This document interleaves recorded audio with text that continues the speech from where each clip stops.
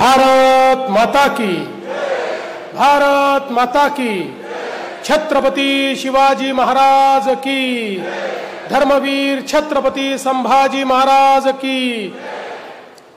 हिंदवी स्वराज्याचे सरसंस्थापक छत्रपती शिवरायांना मानाचा मुजरा करतो। भारतीय राज्यघटनेचे शिल्पकार भारतरत्न डॉक्टर बाबासाहेब आंबेडकर यांना मानवंदना अर्पित करतो। भगवान बिरसा मुंडा यांच्या चरणी नतमस्तक होतो आणि आजच्या पालघर नगर परिषदेच्या या प्रचार सभेमध्ये मंचावर उपस्थित असलेले भारतीय जनता पक्षाचे राज्याचे अध्यक्ष आणि आपल्या जिल्ह्याचे माजी पालकमंत्री माननीय रवींद्र चव्हाणजी, राज्याचे वनमंत्री आणि आपल्या जिल्ह्याचे पालकमंत्री श्री गणेश नाईकजी, आपले लोकप्रिय खासदार डॉक्टर हेमंत सवराजी, या ठिकाणी उपस्थित आमदार हरिश्चंद्र भोये, आमदार राजन नाईक, आमदार स्नेहाताई दुबे, आपले जिल्हाध्यक्ष भरत राजपूत, आपले आमदार ज्ञानेश्वर म्हात्रे, आपले नगराध्यक्ष पदाचे उमेदवार श्री कैलास म्हात्रे, मंचावर उपस्थित श्री प्रकाश निकम, सुशील अवसरकर, तेजराज हजारी, जयेश आव्हाड, अरुण माने, विणाताई देशमुख, सुरेश जाधव, अशोक वडे, संजय पाटील, तुषार संखे, लक्ष्मीताई हजारी, प्रज्ञाताई पाटील, प्रशांत संखे, आपले नगरसेवक पदाकरता उभे असलेले सर्व आपले उमेदवार आणि या ठिकाणी उपस्थित माझ्या सर्व लाडक्या बहिणींनो आणि तितक्याच लाडक्या भावांनो, आज आपल्या पालघर नगर परिषदेच्या निवडणुकीच्या निमित्ताने मी आपल्यामध्ये आलो आहे आणि या निवडणुकीच्या निमित्ताने आपल्यामध्ये आलो असताना मी कोणावर टीका टिप्पणी करण्याकरता आलेलो नाही, मी कोणाला उत्तर देण्याकरता आलेलो नाही, मी कोणाचे उणेधुणे काढण्याकरता आलेलो नाही, तर मी या ठिकाणी आलेलो आहे माननीय प्रधानमंत्री नरेंद्र मोदीजींचा विकासाचा संदेश घेऊन विकासाची वाटचाल करण्याकरता मी या पालघरमध्ये आलो आहे। आपल्याला माहिती आहे, पालघर जिल्हा तयार झाल्यानंतर या जिल्ह्याची अवस्था काय होती।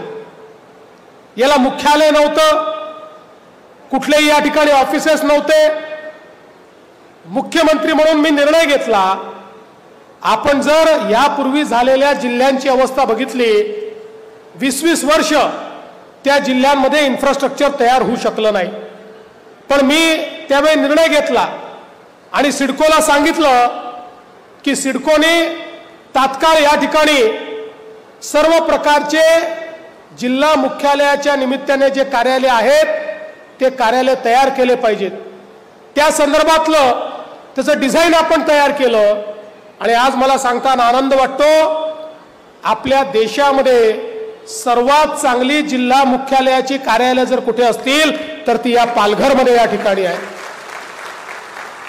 आपण सातत्याने ही सगळी कार्यालय या ठिकाणी तयार करून घेतली आणि या जिल्ह्याला आकार देण्याचा एक प्रयत्न आपण केला।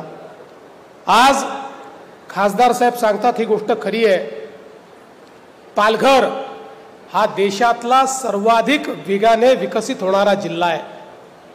आज आपण पालघरमध्ये खूप मोठ्या प्रमाणात वेगवेगळ्या प्रकारची कामं हातामध्ये घेतली आहेत।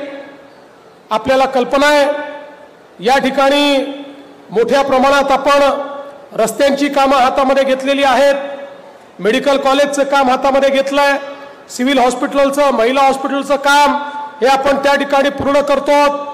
वेगवेगळ्या प्रकारची कामं घेतली असताना या जिल्ह्यामध्ये रोजगार निर्मितीच्या दृष्टीनं आपण वाढवण सारखं एक बंदर, या देशाचे प्रधानमंत्री माननीय नरेंद्र मोदीजी यांनी 1 लाख कोटी रुपये खर्च करून देशातलं सगळ्यात मोठं आणि जगातलं पहिल्या 10 मधलं बंदर याच पालघर जिल्ह्यामध्ये बनवण्याचा निर्णय घेतला। आणि हे बंदर तयार करत असताना काही अटी आपण टाकल्या। पहिली अट आपण ही टाकली की बंदर तयार करत असताना आमचे मासेमारी करणारे जे मच्छीमार बांधव आहेत यांच्या रोजगारावर कुठलीही गदा येता कामा नये, किंबहुना त्यांना चांगलं फिशिंग हार्बर मिळालं पाहिजे, त्यांना नवीन प्रकारच्या बोटी मिळाल्या पाहिजेत, त्यांना डीप सी फिशिंग करता आलं पाहिजे, त्यांना पारंपरिक पद्धतीचंही त्या ठिकाणी फिशिंग करता आलं पाहिजे। अशा प्रकारच्या अटी टाकून आपण एकीकडे मासेमारी करणाऱ्या आमच्या बांधवांना त्या ठिकाणी प्रोटेक्शन दिलं आणि दुसरीकडे आपण हे सांगितलं की पालघरमध्ये या जिल्ह्यामध्ये जर बंदर होत आहे आणि या वाढवण बंदरामुळे 10 लाख रोजगाराची निर्मिती एकट्या या पालघर जिल्ह्यामध्ये होणार आहे। मी त्यांना अट टाकली की पालघर जिल्ह्यामध्ये रोजगाराची निर्मिती आणि देशभरातले लोक तुम्ही जर त्यामध्ये रोजगाराकरता आणाल तर आम्हाला चालणार नाही। पहिला क्रमांक हा भूमिपुत्रांनाच मिळाला पाहिजे। या पालघर जिल्ह्यातल्या आमच्या तरुण तरुणींना तुम्ही पहिले रोजगार द्या, मग महाराष्ट्रातल्या इतरत्र लोकांना किंवा कुठनं आलेल्या लोकांना तुम्ही रोजगार द्या। अशा पद्धतीनं आज आपण 56 कंपन्यांसोबत करार करून स्थानिक भूमिपुत्रांना प्रशिक्षण देणं सुरू केलं। पुढच्या काळामध्ये पुढच्या 3 ते 4 वर्षामध्ये बंदराची निर्मिती होईल, त्यावेळी आपल्या प्रशिक्षित भूमिपुत्रांची फौज ही आपण तयार ठेवू आणि मोठ्या प्रमाणात आपल्याच तरुणांना तरुणींना या ठिकाणी रोजगार मिळेल। आज आपण पाहू शकतो आपण या पालघर जिल्ह्यामध्ये आता एक नवीन एअरपोर्ट देखील तयार करतो। या ठिकाणी देशातला पहिला ऑफशोर एअरपोर्ट हा याच पालघर जिल्ह्यामध्ये आपण तयार करतो आणि त्याचसोबत मुंबई कोस्टल रोडची कनेक्टिव्हिटी ही देखील आपण विरारपर्यंत तिथनं डहाणूपर्यंत ही नेण्याचं काम सुरू केलेलं आहे। त्यामुळे हा जिल्हा मुंबईशी देखील कनेक्ट करण्याचं काम हे आपल्या सरकारच्या माध्यमातून होत आहे। बंधू भगिनींनो, मी नेहमी सांगतो आता 3री मुंबई तर आम्ही नवी मुंबईला तयार करणार आहोत, पण 4थी मुंबई ही या पालघर जिल्ह्यामध्ये तयार होणार आहे। इतकं पोटेन्शियल या पालघर जिल्ह्याचं आहे आणि हे करताना या जिल्ह्याचं जल जमीन जंगल हे जे नैसर्गिक वैविध्य आहे त्या नैसर्गिक वैविध्याला कुठेही बाधा न पोचवता या पालघरचा विकास करणं, अशा पद्धतीनं विकासाचा आम्ही आराखडा तयार केलाय। आणि म्हणून बंधू भगिनींनो, आमच्याकडे काम आहे, आमच्याकडे कार्यक्रम आहे, आमच्याकडे सांगायला गोष्टी आहेत आणि म्हणून कोणावर टीका कशाला करायची। आम्ही पॉझिटिव्ह वोट मागण्याकरता आलो आहे। एक नगरपालिका आम्हाला अशी तयार करायची आहे की जी जनसामान्यांच्या आशा आकांक्षा अपेक्षा पूर्ण करणारी असेल। आता तुम्ही विचार करा, आपल्या देशाचे प्रधानमंत्री माननीय नरेंद्र मोदीजी नेहमी सांगतात की आपल्या देशामध्ये शहरांकडे सर्वाधिक दुर्लक्ष आपण केलं। गावातले लोक शहरात येत होते, पण आपण शहरीकरणाला अभिशाप समजत होतो। शहरांमध्ये अन्न वस्त्र निवारा होता, शहरांमध्ये शिक्षण आरोग्य रोजगार होता। गावातनं लोक आले, शिक्षणाकरता आले, रोजगाराकरता आले, आरोग्य सेवेकरता आले, पण त्यांच्याकरता राहायला जागा नव्हत्या। अतिक्रमण झाली, झोपडपट्ट्या तयार झाल्या, पिण्याच्या पाण्याची व्यवस्था नाही, भुयारी गटाराची व्यवस्था नाही, नाल्यांमधनं घाण व्हायला लागली, आपले तलाव, आपल्या नद्या, आपल्या खाड्या या पूर्णपणे प्रदूषित झाल्या आणि लोकांमध्येही जीवनमान खाली गेलं। आजार मोठ्या प्रमाणात त्या ठिकाणी बळावले। आपण केवळ शहरांचं नियोजन केलं नाही, म्हणून आज शहरामध्ये राहणाऱ्या लोकांना अनेक अडचणींचा सामना करावा लागतो। आणि म्हणून आपल्या मोदीजींनी सांगितलं, शहरीकरणाला तुम्ही अभिशाप मानू नका, शहरीकरणाला तुम्ही संधी माना। देशाच्या जीडीपीच्या 65% जीडीपी हा शहरांमध्ये तयार होतो, त्यामुळे रोजगाराची संधी पण शहरामध्ये तयार होते। आणि म्हणून मोदीजींनी सांगितलं, शहरं चांगली करा, पिण्याचं पाणी, सांडपाणी, गटारीची व्यवस्था, चांगले रस्ते, चांगले दिवे, चांगली उद्यानं, चांगली तलावं, हे सगळं शहरांमध्ये तयार झालं पाहिजे. आणि एवढंच सांगून ते थांबले नाहीत, तर भारताच्या इतिहासामध्ये पहिल्यांदा या देशामध्ये मोदीजींनी अटल अमृत मिशन तयार केलं आणि लाखो कोटी रुपये शहराच्या विकासाकरता आपल्याला त्या ठिकाणी दिले. प्रत्येक शहरात घरोघरी पिण्याचं स्वच्छ पाणी पोचलं पाहिजे. शहरातला जो मैला आहे, घाण पाणी आहे, हे सगळं भुयारी गटाराच्या माध्यमातून STP पर्यंत गेलं पाहिजे. STP मध्ये त्या पाण्यावर प्रक्रिया झाली पाहिजे, त्यातला मैला बाजूला होऊन त्यातलं खत तयार झालं पाहिजे, त्यातलं चांगलं पाणी हे नदी नाल्यांमध्ये गेलं पाहिजे, नदी नाल्याचं प्रदूषण बंद झालं पाहिजे. या पद्धतीनं या ठिकाणी अमृतच्या माध्यमातून एक मोठी योजना मोदीजींनी आपल्याला दिली.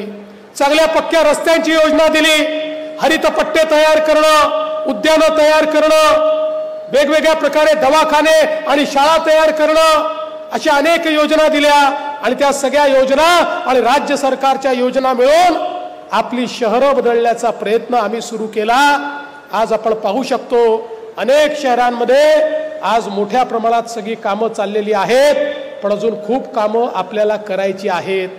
आज मोदीजींचं स्वप्न चांगल्या शहरांचं हे आपल्याला पूर्ण करायचं आहे. शहरामध्ये उच्च जीवनमान आपल्याला उभं करायचं आहे. आणि म्हणूनच या निवडणुकीकडे बघत असताना ज्यावेळी मी आपल्याला कैलास म्हात्रे यांच्यासारख्या एका अनुभवी अशा आमच्या नगराध्यक्ष पदाच्या उमेदवाराला मतदान करा म्हणतो, ज्यावेळी आमच्या नगरसेवकांना मतदान करा म्हणतो, त्यावेळी आम्हाला खुर्च्या तोडण्याकरता नगर परिषद नको आहे, केवळ आपला झेंडा लावण्याकरता नगर परिषद नको आहे, तर आम्हाला या शहरातल्या शेवटच्या माणसाच्या आशा आकांक्षा पूर्ण करण्याकरता, त्याच्या जीवनात परिवर्तन करण्याकरता आम्हाला या ठिकाणी ही नगरपालिका आपल्या हातामध्ये घ्यायची आहे. आज बंधू भगिनींनो, आपण पाहू शकता इतक्या वेगानं पालघर नगरपालिकेचा भाग वाढतोय. कदाचित पुढच्या काळामध्ये ज्या काही या ठिकाणी वेगवेगळ्या अपॉर्च्युनिटीज तयार होत आहेत त्या बघितल्यानंतर या नगरपालिकेचं लवकरच महानगरपालिकेत देखील काही वर्षांनी आपल्याला रूपांतर करावं लागेल. इतक्या वेगानं हे काम वाढत आहे. पण एकीकडे शहर वाढतच राहिलं आणि त्याला काहीच सोयी दिल्या नाहीत तर कसं चालेल. आणि म्हणून या वाढत्या पालघरला सगळ्या सोयी झाल्या पाहिजेत. त्याची जी वाढ आहे ही वाढ ही सूज असू नये. अंगावर सूज आली तर अंग कसं दिसतं ते चांगलं दिसत नाही, पण मसल झाला तर माणूस मजबूत वाटतो. तशी सूज असू नये, तर नियोजित अशा प्रकारचं, सुनियोजित अशा प्रकारचं पालघर तयार करायचं आहे. आणि हे जर तयार करायचं असेल तर हे जे सगळे आराखडे मोदीजींनी, हे जे सगळे आराखडे आम्ही तयार केलेले आहेत, या आराखड्यांवर काम करणारा व्यक्ती हाच आपल्याला या ठिकाणी नगराध्यक्ष म्हणून पाहिजे, जो आमचे आराखडे या ठिकाणी अस्तित्वात आणेल. अन्य कोणी या ठिकाणी आल्यानंतर या गोष्टीची गॅरंटी देता येत नाही. आम्ही कितीही पैसा तुमच्याकरता दिला तरी तो पैसा जर तुमच्याकडे पोचणारच नसेल तर हा पैसा देऊन फायदा काय आहे. मोदीजीने अमृत योजनेत सगळ्या योजना मंजूर केल्या आणि या ठिकाणी मात्र त्याच्यामध्ये खोडा घालणारे लोक आले तर काय त्याचा परिणाम होईल. आणि म्हणून मी एक सकारात्मक मत मागण्याकरता आलो आहे. आम्हाला बदल घडवायचा आहे आणि तो बदल घडवण्याकरता आज या ठिकाणी खऱ्या अर्थानं कमळाचं बटन दाबून आमच्या कैलास म्हात्रे सारखे आमचे सगळे लोक जर तुम्ही निवडून दिले तर उद्या आपले नाईक साहेब पालकमंत्री आहेत, आपले चव्हाण साहेब या ठिकाणी लक्ष देत आहेत, खासदार साहेब आहेत, आमदार साहेब आहेत, मी स्वतः आहे. काही जर यांच्या हातून चूक घडली तर यांचा कान पकडायला देखील आम्ही कमी पडणार नाही. यांच्याकडनं चांगलं काम करून घेऊ हे सांगण्याकरता मी आलो आहे.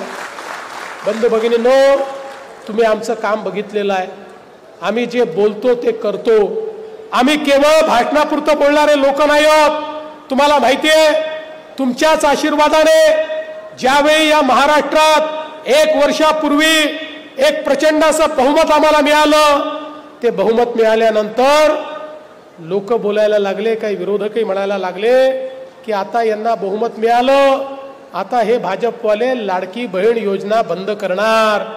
1 वर्ष झालं लाडकी बहीण योजना आम्ही बंद केली नाही आणि बहिणींना सांगतो जोपर्यंत तुमचा देवा भाऊ आहे ही योजना बंद होणार नाही म्हणजे नाही. आज शेतकऱ्यांकरता मोफत विजेची योजना असेल, 6,000 रुपये किसान सन्मान योजना असेल, वेगवेगळ्या योजना आम्ही चालू केल्या. त्या सगळ्या योजना सुरू आहे. आणि आता तर आमच्या लाडक्या बहिणींना आम्हाला लखपती दीदी बनवायचा आहे. मोदीजींनी सांगितलंय आता नुसत्या लाडक्या बहिणी नाहीत तर लखपती दीदी आपल्याला तयार करायचे आहेत. पण हे सगळे कार्यक्रम आपल्याला चालवण्याकरता आपल्या विचाराचे लोक, आपले कार्यक्रम राबवणारे लोक हे या ठिकाणी निवडून द्यावे लागतील. आज आपण पाहतोय, आज आपला पालघर जिल्हा एकीकडे भाजी असेल, फळं असतील, चिकू असेल, अनेक गोष्टींमध्ये एक स्वयंपूर्ण म्हणून आज एक बाजारपेठ म्हणून उदयास येतोय. आज मुंबई असेल किंवा देशामध्ये, राज्यामध्ये, इतरत्र देखील आज आपल्याकडनं हा सगळा व्यापार सुरू झालेला आहे. लवकरच बुलेट ट्रेन देखील आपल्याकडे सुरू होणार आहे. त्यामुळे एक अतिशय आधुनिक पण त्याच वेळी सामान्यातल्या सामान्य माणसाचं स्वप्न जतन करणारा जिल्हा म्हणून आणि हे नगरपालिका म्हणून आपल्याला तयार करायचं आहे. आम्हाला या ठिकाणी जी अतिक्रमण आहेत ती नियमित करायची आहेत.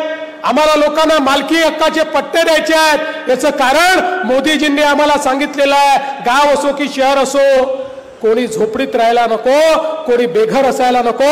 प्रत्येक बेघराला आणि झोपडीत राहणाऱ्याला प्रधानमंत्री आवास योजनेच्या अंतर्गत पक्क घर हे आम्हाला त्या ठिकाणी द्यायचं आहे. आणि म्हणून ही सगळी स्वप्न पूर्ण करण्याकरता मी आपल्याला निवेदन करतो की आपण येत्या 2 तारखेला कैलास म्हात्रे यांच्यासारख्या अनुभवी माणसाला, कैलासजी आमच्या सोबत आले कारण त्यांनी बघितलं ते अशा लोकांसोबत होते की ज्यांना काम करण्यामध्ये इंटरेस्ट नाही आहे, स्थगिती देण्यामध्ये इंटरेस्ट आहे, त्यांना काम करायचंच नाही आहे. पण कैलासजींना काम करायचं होतं आणि म्हणून त्यांनी ठरवलं की काम करणारा राष्ट्रीय विचार कुठला आहे तर तो भारतीय जनता पक्षाचा विचार आहे, जो विचार जनसामान्यांचा विचार करतो.